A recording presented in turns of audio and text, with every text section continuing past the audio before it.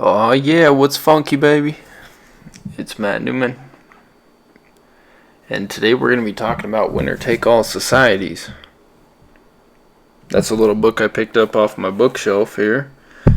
Why the few at the top get so much more than the rest of us. And I've only read, honestly, a handful of pages here, but there's a lot of good information that I want to share. On page 7 it says, "For any nation to prosper in the face of international competition, it must somehow allocate its most talented citizens to its most important jobs." And I thought that was pretty awesome. That was a pretty nice little quote.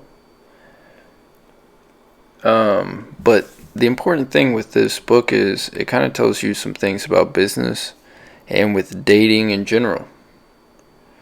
It tells you barely receptible quality. So barely receptible quality you can barely even see or comprehend, as in being more marginally stylish or built, can take you pretty far. This is in terms of cars in the book, but this can be applied to you. If you're more stylish and more built than the rest, in terms of, I guess relative to the girl or the object you want, that can make all the difference. And that's kind of what this book talks about. Let's see. Hang on one second.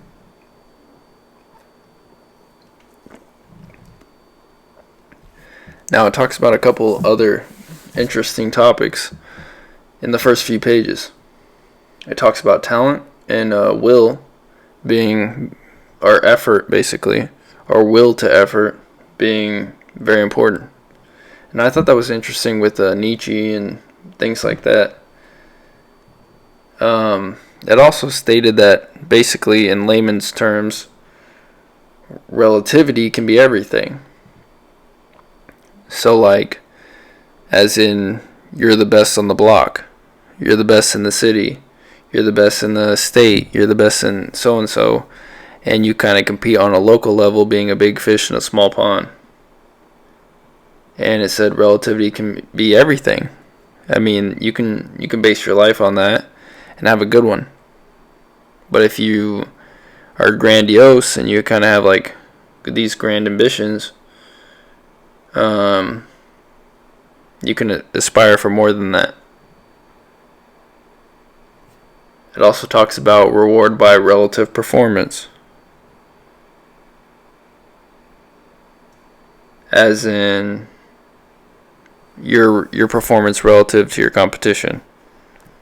Now you can be amazing, like a superhero when it comes to jumping or anything like that, but if someone's a little bit better than you or a little bit worse than you, it's never going to look as good as if you're like a standout, you know? This could also lead to like a taking out the competition topic.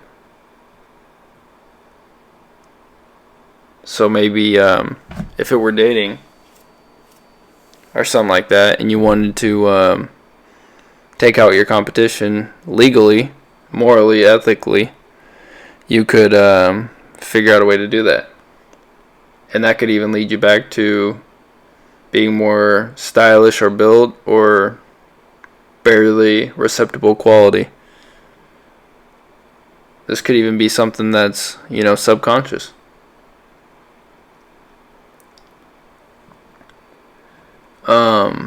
It said that good things are long cumulative processes. Sorry about that.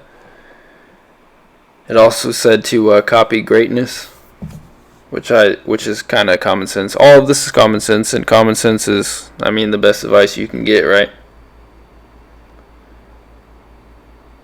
It also said supply what is wanted the most.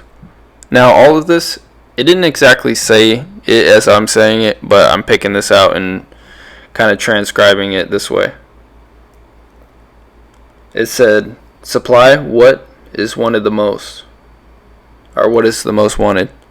So if you're in a town, if you apply this to dating, you could, what is the most wanted? Say the girls in your town like a guy who wears a button-up shirt.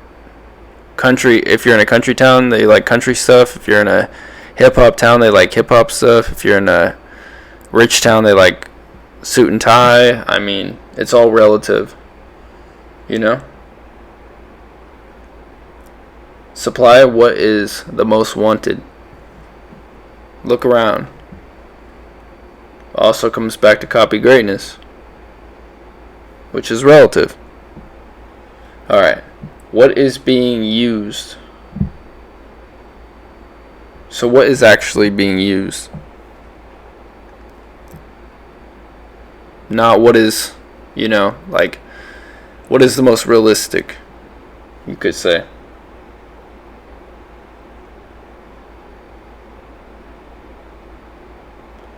And there's a lot more in here. I'm going to check into this book some more, but that about sums it up.